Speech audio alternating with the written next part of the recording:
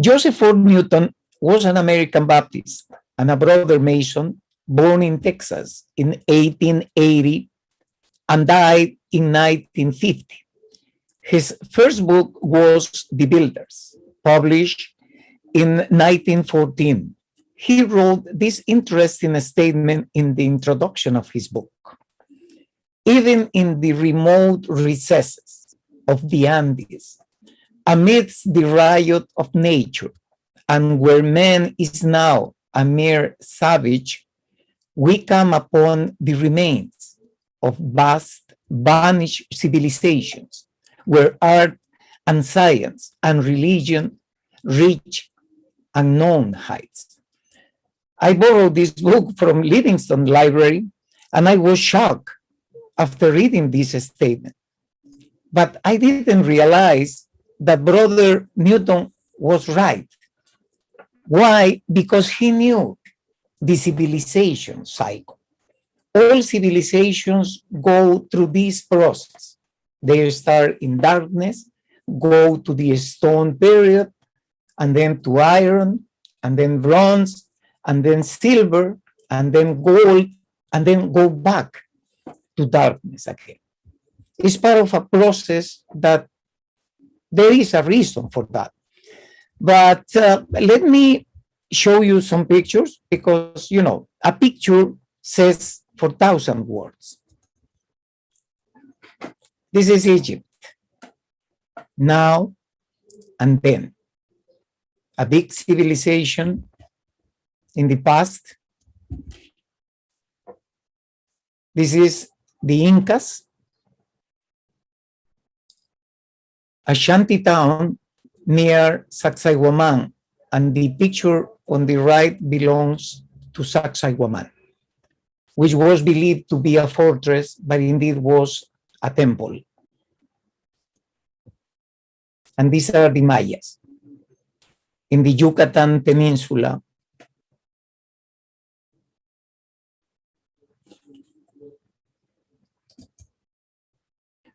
The reason why there was a collapse of civilizations is droughts, divisions, invasions, and environmental degradations.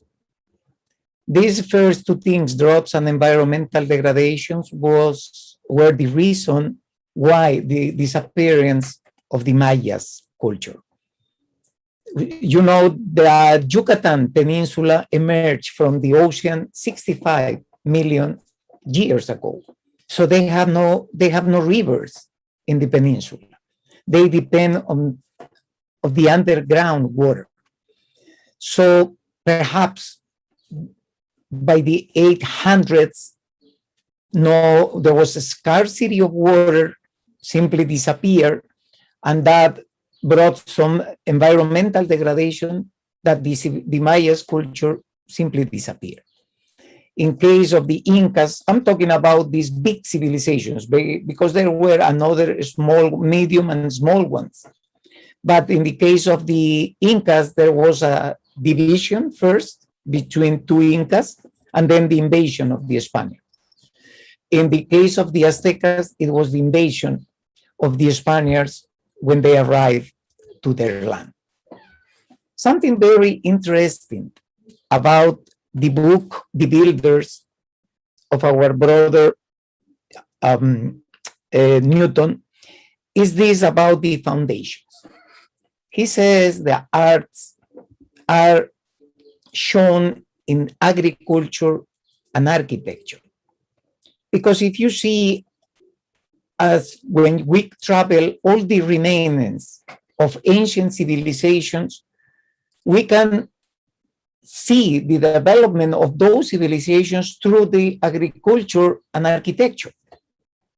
Those are the remains. The archaeological sites are architectural sites.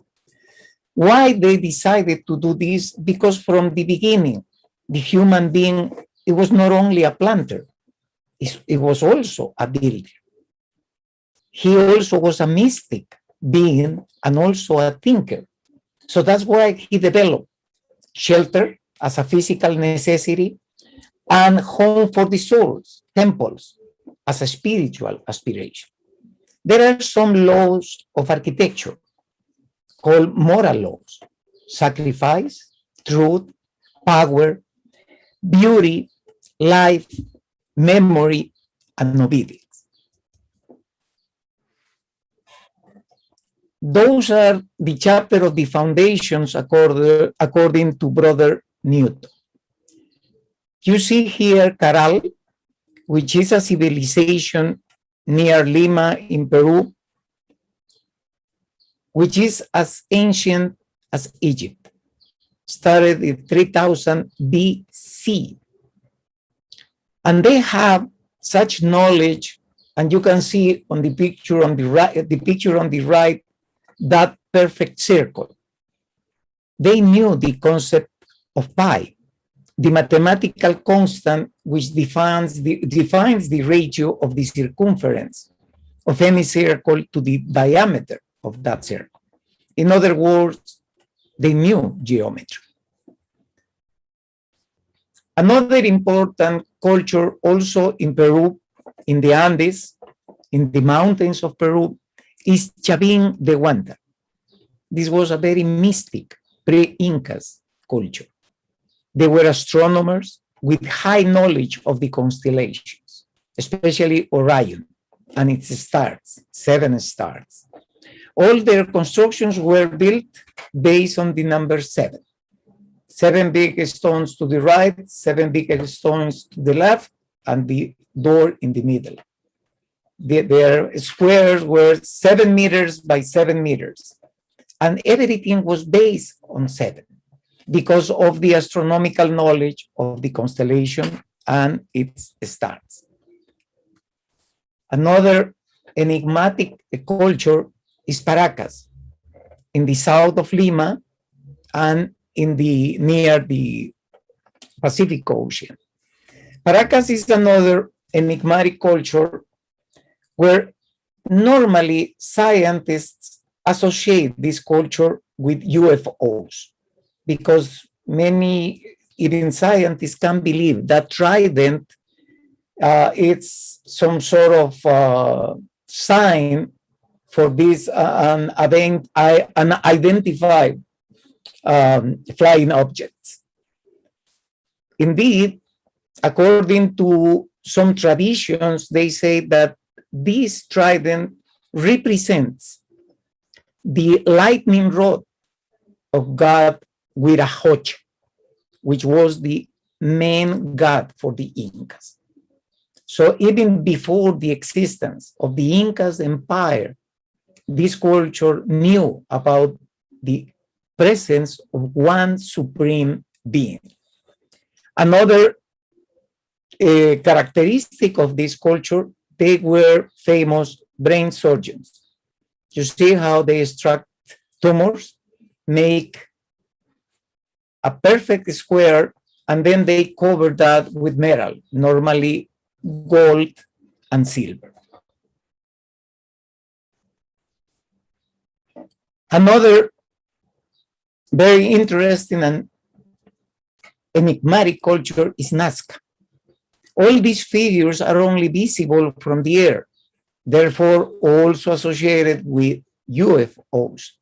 However, Maria Reike was a German mathematician who studied her entire life these Nazca lines, and she concluded that they were part of a cosmic calendar. The same way like the Egyptians developed their calendar, they developed this according to what they used to see in the cosmos. This is another interesting culture, Chimu, in the north region of Peru.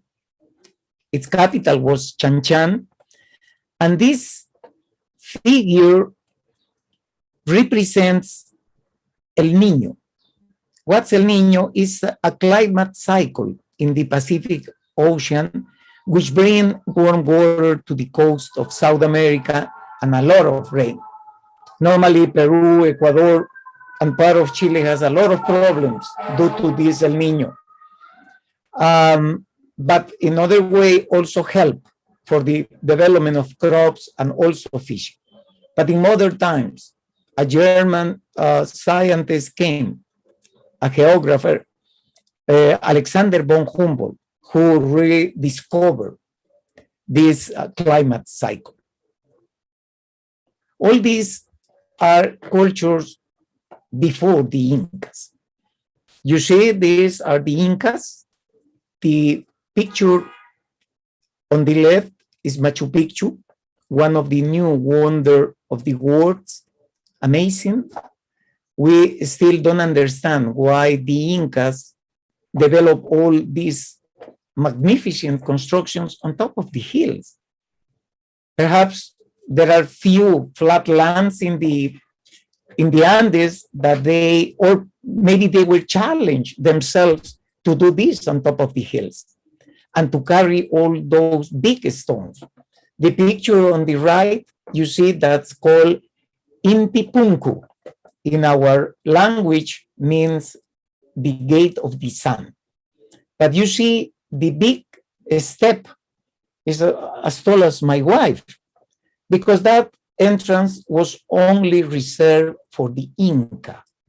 Nobody else had access through that door. In Mesoamerica, we have other cultures, like this one, the Olmecs, from 1200 BC to 500 BC. You see that big head on the left picture. Many scientist people believe that is the influence of Africans coming through the ocean. And the other one represents a fighter, but look like he has some characteristics of an Asian. So perhaps they gave a different characteristics to the face of these big heads, especially on the left, simply to scare the population of the big temples. We have the same thing in Peru. We see many of these things also in the Aztecas culture. The other one is the Zapotecas, south of Mexico City.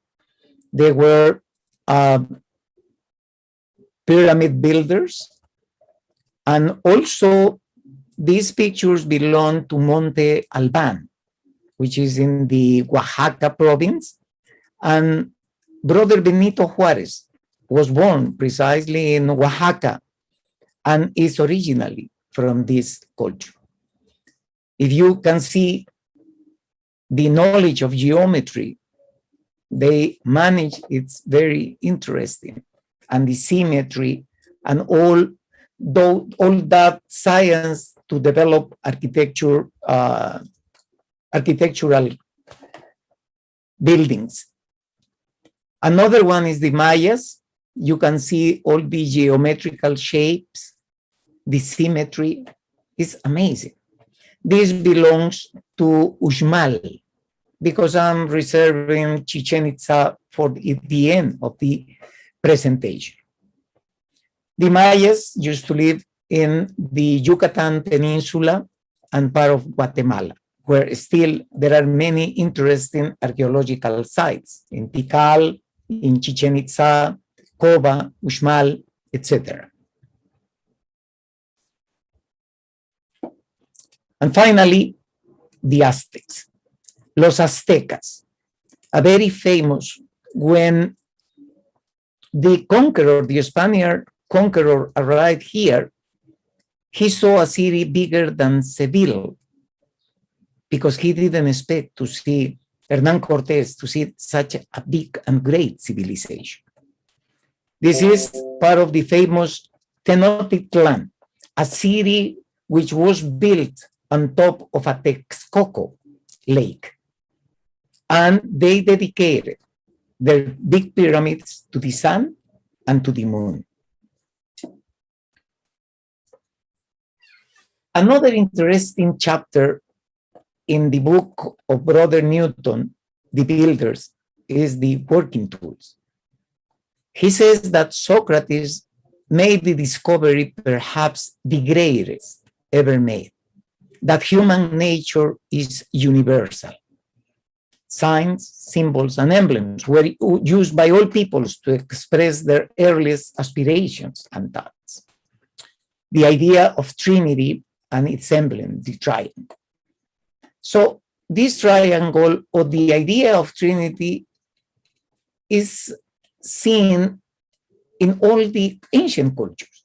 You see in India, Shiva, Vishnu, Brahma, the main goddess.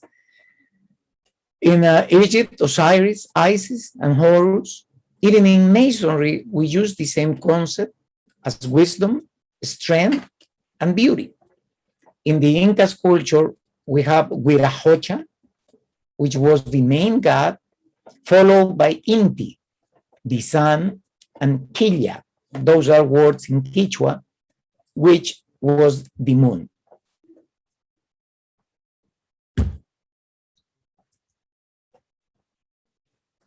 This is Tiahuanaco, another ancient civilization near Titicaca Lake between Peru and Bolivia. It's located about 14,200 feet above the sea level. And they believe in the existence of one supreme being, Huiracocha. And that's in the picture in the middle. And followed by the other deities, Inti, the sun, and Quilla, the moon. Also, that concept of the trilogy, it was part of the Andean cosmovision. That's newly discovered also, that the supra world was overviewed by the condor, the outer world by the puma, the cougar, and the infra world by the snake. Mayas also has the same concept. Even the Mayas developed soccer games where the winner was sacrificed. It doesn't make sense, right? How you're gonna win a soccer game and you are gonna be sacrificed. But many people wanna win those games, because if they were sacrificed, they were gonna go straight to the supra world instead of going through the infra world and then going to the supra world.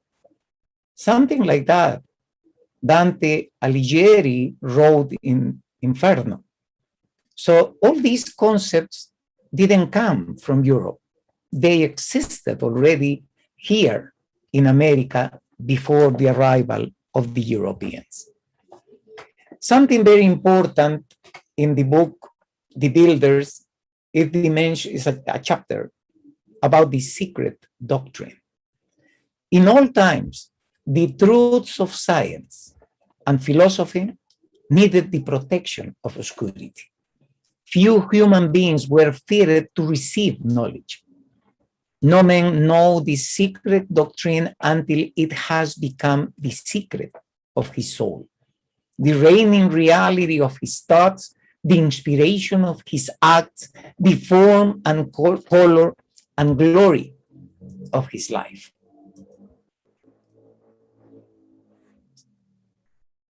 These principles of the secret doctrine that creates school of mystery, a school of initiations in Europe, also had the same process in America before the arrival of the Europeans. It's something important. They knew about the existence of equinoxes and solstices. They have these tools to measure the presence of equinoxes and solstices. You see that instrument in the middle, a monolithic figure in Caral on the left. The Zapotecas had that one in the middle, and the Incas in Machu Picchu had that on the right. And that one was called Intihuatana. It was a tool to tide the sun. Still is a mystery what that really means, Intihuatana. Perhaps their knowledge of the longest days in a year, they knew it was during the summer solstice. So probably they make the population believe without a stone, they can tie the sun and make to stay longer with us during a day. That's probably the concept, but nobody is sure yet what they were talking about with that word Inti. Watan. Also, the Mayas have the representation of the equinox and was the descent of Kukulkan, a feather serpent, a feather snake, which descend through the pyramid in September. You see there the shadow of a snake descending and the head is on the bottom of the pyramid. Something interesting about this pyramid, now is a new wonder of the world, is that it has 4 sides representing the 4 seasons of the year. Each side has 91 steps, and on top it has one big platform, which represents an extra day, giving the total of days 365 days in a year. So they had the concept of the Gregorian calendar when the other civilizations across the ocean still used to have a different calendar.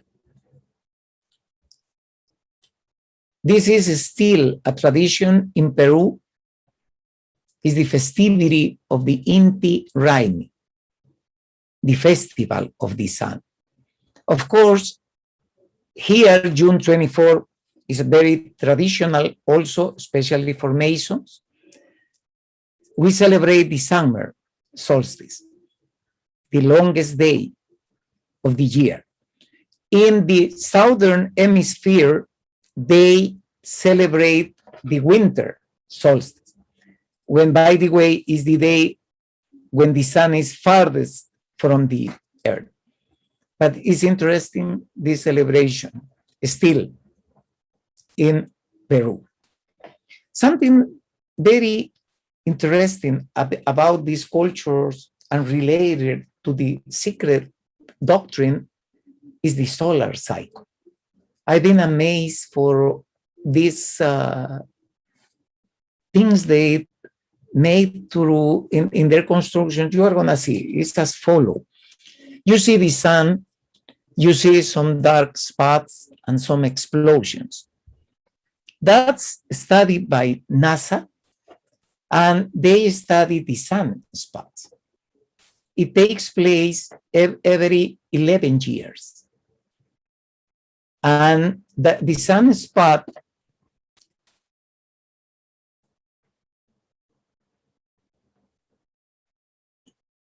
is a place where those areas in the sun appear dark.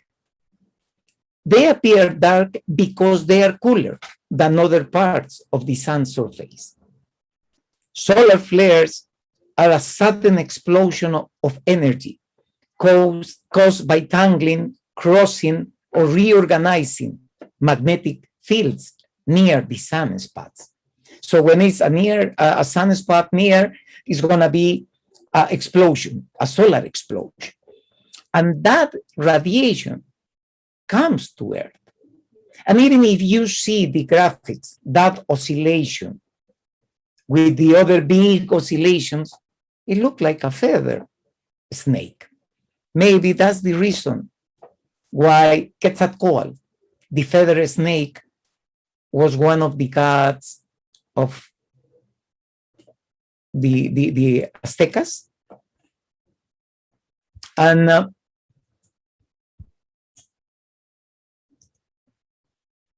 Kukulkan, another feather snake, was the god of the Mayas. And that's why the representation in September of the equinox. And there are a lot of questions about this. For example, this is Coricancha, the temple of the sun in Cusco. This is the most sacred temple, dedicated, consecrated for the sun. How come it doesn't have any window to the outside? They are covered. There are only inside windows, which connects among rooms, but that's it. There is no, there is only one day in the year where the sunlight comes in and used to illuminate the representation of the sun. All these temples were covered with gold. For the Incas, gold, it wasn't a currency or a jewelry material. For them was the god of the sun. And silver, was the blood of the sun. And silver was the blood of the moon.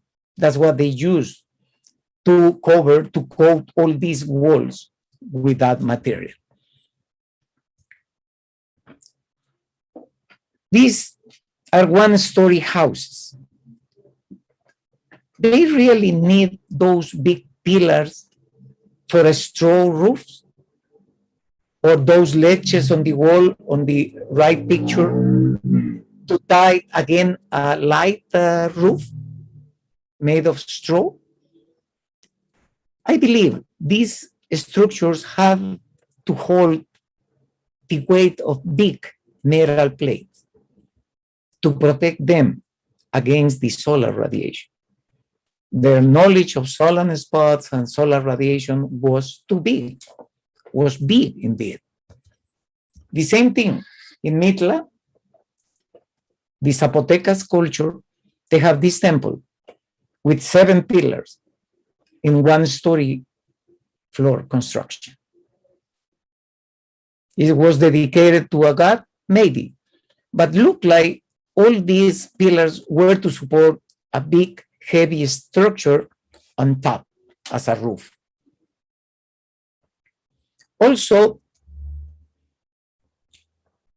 agriculture. The agriculture was very advanced in these pre-Columbian civilizations. The picture on the left is Choquequirao. It's a new archaeological site, very similar to Machu Picchu. It's considered the second Machu Picchu. Still, we have to trek for 4 days to arrive to this place. And they developed those terraces. Since the geography is very rough in the Andes of Peru, and they couldn't cultivate any plants, vegetables, or fruits, they decided to create these terraces to make their plantations. On the right, that's Tipon. Tipon is a place near Cusco where the Incas investigated the adaptation of fruits and vegetables in different microclimates. Because since in Peru we have a big hills, we have high and medium and low altitudes, so they try to adapt vegetable, plants, fruits to the different climates and the different altitudes. The Aztecas also developed these Chinampas, which were artificial islands. And they grew their plantations there. And there is a very big one near Mexico City. And the Mayas, they have a different style, a different way to work, techniques for their agriculture. It was slash and burn. Remember, the Yucatan Peninsula has no rivers. They depend on underground water or rain, even storms. So what they do is they burn all the remains of the last crop to fertilize the land again for the new plantations. Almost to finish with this presentation, This is the Mayan calendar. It started 3000 before Christ and ended in the year 2012. Remember, all of us were afraid that that was going to be the end of the world, and nothing happened. Basically, they knew that a new constellation is going to take place of the skies. So they decided not continue because they knew they were going to exist all that time. But something very interesting is the midpoint of this calendar. It was the year 550 BC. And that was the birth of Pythagoras in Greece, Buddha in India, and Zoroaster in Persia. And Mayas abandoned their temples in the year 832 of our era. The reason, droughts and environmental degradations. An additional information is that Professor Joseph Newton coined the following landmarks in Masonry in 1940. The fatherhood of God, the brotherhood of men, the moral law, the golden rule, and the hope of life everlasting. And all these landmarks were used in this pre-Columbian civilization. It's amazing how, we don't know, but the way how they organize, everything comes from the same essence, which is in the human being, in the inner part of the human being. The research, the need of knowledge, of create something to become perennial as an inheritance for the new generations. I can conclude that these civilizations before the arrival of Spaniards and Europeans had the knowledge and the science to develop all the constructions. They built according to Brother Newton's book. They were organized in guilds and schools of mystery, where only the chosen received the knowledge. That's why when they disappear as civilization, all this knowledge was lost forever. And the stone you see in the picture, it looks like square and compasses, I found in a pyramid of Uxmal in the Yucatan Peninsula. I don't know if the Europeans placed it there, or maybe it was the tools of the ancient Mayans that they used for their construction. Thank you very much for your attention.